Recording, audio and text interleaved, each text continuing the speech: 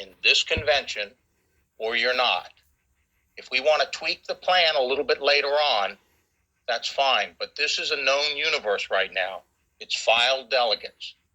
And the filed delegates of the Jewish faith who have filed but cannot vote on Saturday are asking us, let us vote. Then we can have our committee meetings, and then we can rough out if there's any problems that come up. I don't think there will be, but in case there is, that's why we have committees. Thank you. Thank you. And we have 6 more speakers in the queue and 5 minutes more left. Trevor Webb, you have the floor. Thank you, Mr. Chairman. I just want to speak plainly and just say that the idea that my party would restrict a specific religious sect from voting because of their religious exemptions is beyond me.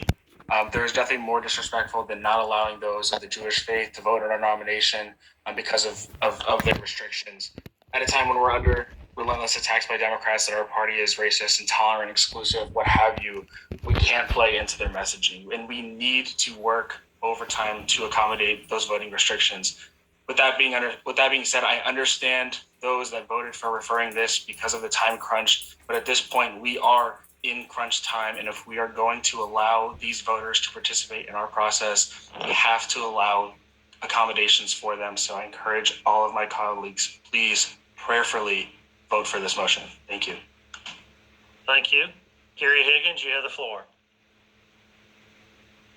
Chairman, I just want to say some of the rhetoric is disturbing to me. I don't know why people can't have differences of opinions without being accused of nefarious intent. There's a good argument that we shouldn't be changing the rules at the last minute. This is what the Democrats did all last year to screw up our election in 2020.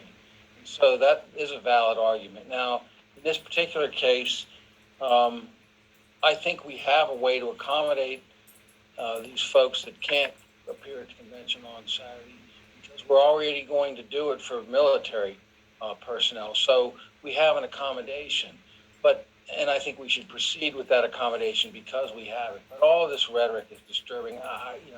We're all Republicans. We should be working together. We can disagree without calling names and impugning people's integrity's thoughts. Thank you, Mr. Chairman. All right, thank you.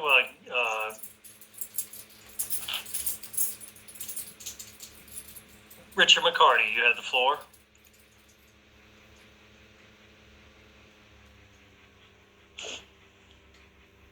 Richard. I do think that this is a bit of a complex issue, and that's why I voted to refer it. We have several issues here. One is an issue of fairness.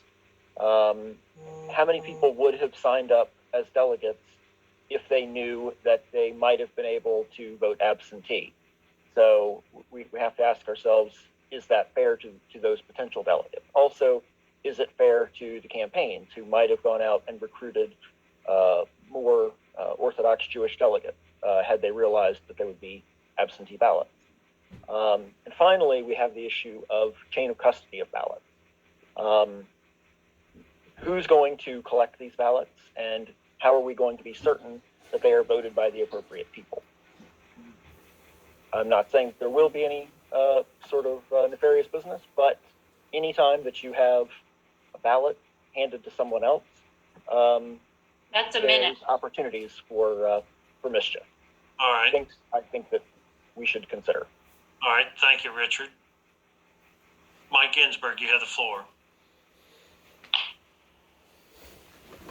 Yeah, Mr. Chairman, I just want to say that I absolutely categorically, fundamentally reject the notion that voting against this amendment is evidence of voter suppression or bigotry or of any kind.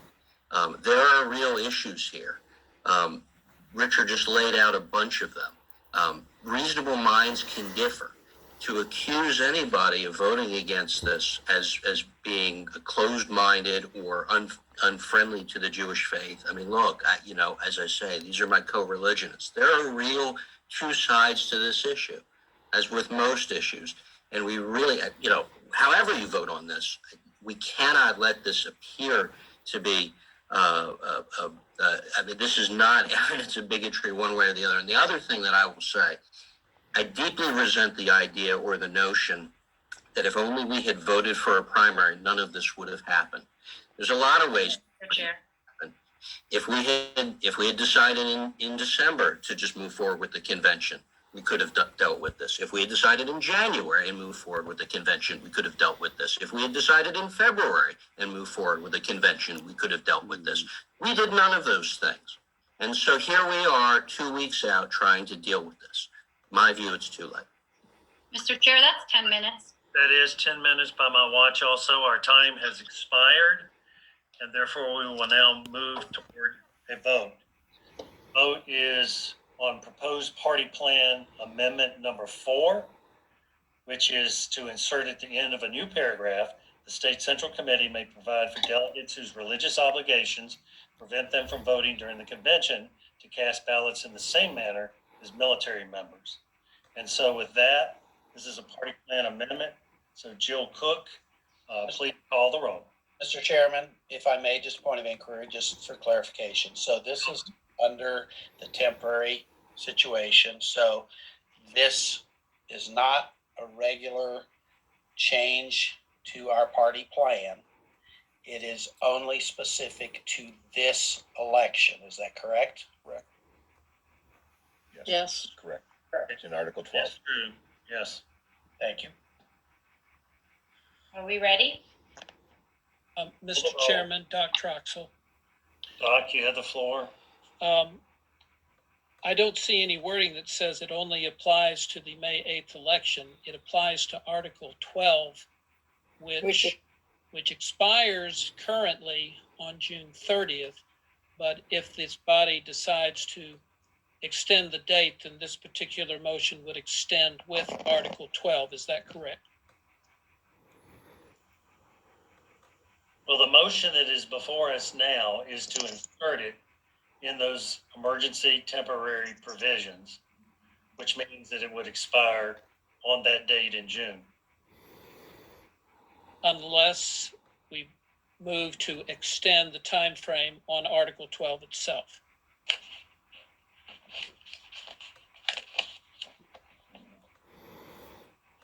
Well, I guess, but I don't discern any need to extend the provisions of Article 12. Well, and I don't know that there would be. I'm just saying that this goes with Article 12. It's not exclusively for the May 8th election, so it would extend beyond May 8th until June 30th or until such time as Article 12 itself is no longer in effect, whether it's extended, truncated, or let die on June 30th. So it's not just for May 8th. It could apply to something else if Article 12 is extended. This is only for the 2021 state convention in that article. Mr. Chairman, may I respond to that? I believe, Mr. Troxel, that paragraph 3 specifically states the statewide office in 2021. Right. Say that again, Christy. You were broken at my end. Sorry, paragraph 3 states specifically a convention to nominate candidates for statewide office in 2021. Yes. This provision falls within that. Is my understanding. Mr. Troxel could be incorrect, but I was merely asking for clarification on that, and as I Yes, go sir. back and I read it, I believe you may be correct on that. So thank you for the clarification, both of you. yes, sir. All right. Are we ready? So the motion is before you. Jill Cook, please call the roll. Christy Way, Yes. Morton Blackwell, No. Patty Lyman, No. Oh, Bill okay. Cook, yes. John Self. John, are you on? Okay, I'll come back. Ken Emenkamp, Yes. Russ Wright, No. Dennis Free, Yes. Mickey Miller, Yes. Carrie Allen, Yes. Melvin Adams, Yes. John Massoud.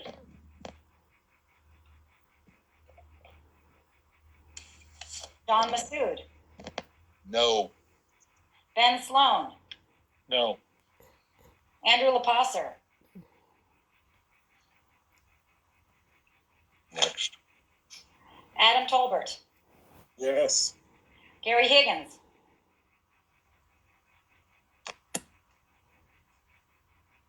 Gary Higgins. Yes. Yes, thank you, Gary. Melissa Bodwin. Yes. Trevor Webb.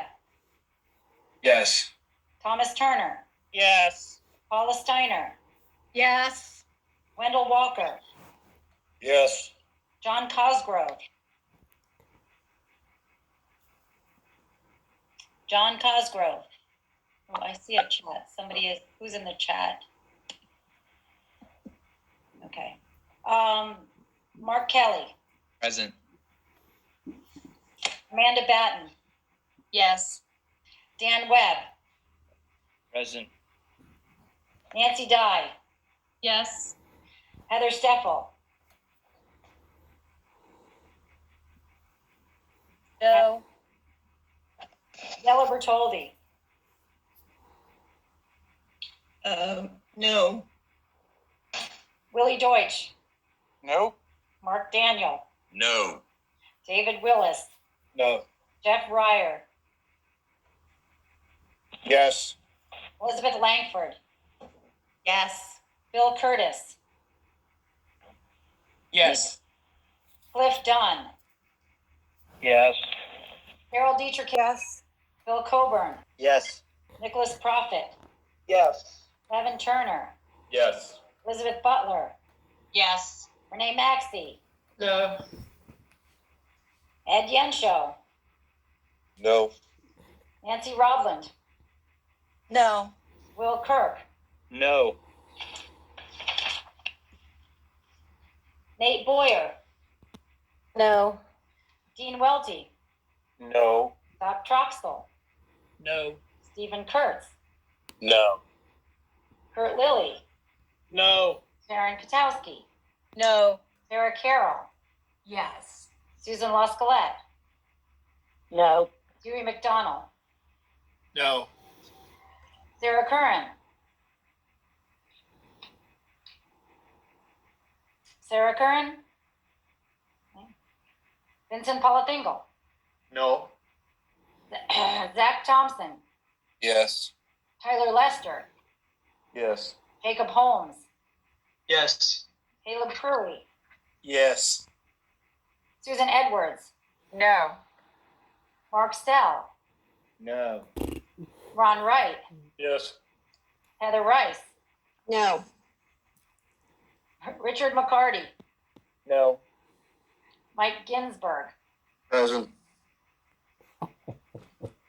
Mauricio Tamargo. No. Carrie Flynn. Yes. AC Dieslow. Yes. Erica Dyer. Yes. Dan Johnson. Yes. Linda Bartlett. Yes. Marie Quinn. Yes.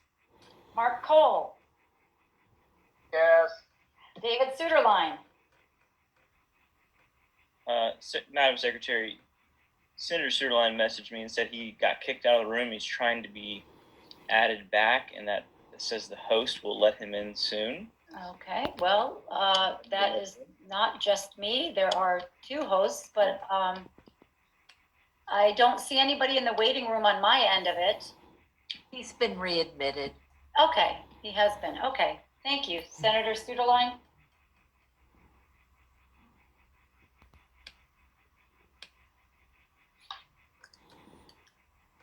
Is he muted? Senator Suderline and Senator Cosgrove, are you both there? Senator Suderline is not in the room at the moment. He was admitted earlier. Senator.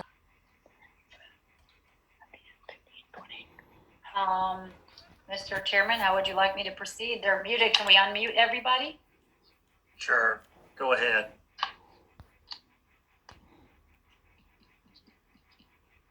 So I can allow everybody to unmute themselves, but they need to do it themselves. We can consider the senators, as they do in the House of Delegates, as they were out of their seat. Okay, can everybody mute who's counting, because it distracts my counting, sorry. Yes, everyone please mute.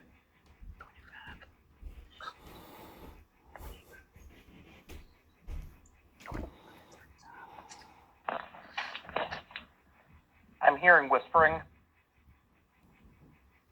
And I had 3 voting present, so I have 38 in the affirmative, 28 in the negative, 3 voting present, and several non-votes. All right, 38, 28, and what was the abstentions? 3 voted present, several did not vote. Okay. All right. The proposed party plan amendment number 4 fails to pass for lack of a 75% threshold. All right, that takes care of all of the party plan amendments.